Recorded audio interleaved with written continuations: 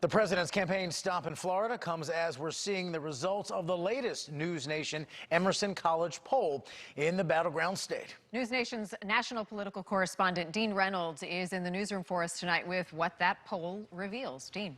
Marnie, you know, aides described the president as ready to go, and that's the way he looked tonight in Florida at his first real campaign rally since he got sick.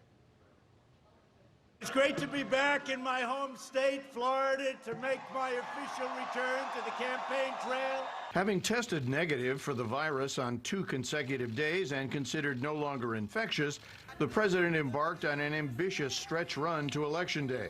The first stop, Florida, and its 29 electoral votes. We are doing better by far than we ever did in 2016. The enthusiasm's greater. The spirit is greater.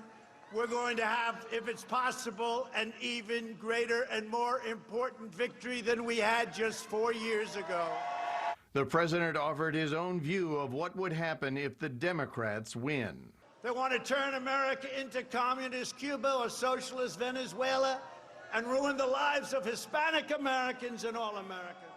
Biden would terminate our recovery, delay the vaccine, prolong the pandemic, and annihilate Florida's economy with a draconian, unscientific lockdown. That's what he wants to do, lock it down. Florida is a state Donald Trump carried by just 1 percentage point 4 years ago, but our poll of likely registered voters finds him trailing Joe Biden by 3 percentage points right now, 50 to 47.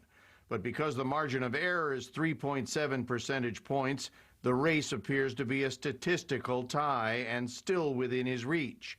43% in our poll said the president was very conservative, and 40% said the former vice president was very liberal. The state is split 50-50 on who voters expect to win. And yet, while 48% of those polled approve of the job the president is doing, 50% disapprove. In Florida, as elsewhere, the economy remains the #1 issue, followed by health care and COVID-19 specifically. In fact, 47% of Florida voters view the virus as a major threat to public health in the country.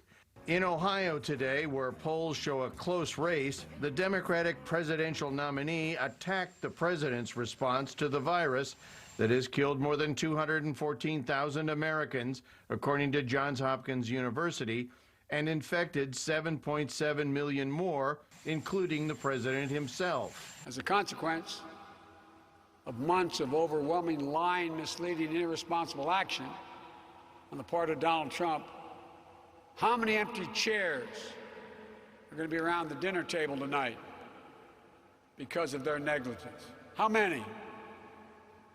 How many brothers, sisters, mothers, fathers, uncles, aunts, moms, dads are gone? Across Ohio and this country, folks are worried about making their next rent payment or mortgage payment, whether or not they're going to be out in the street.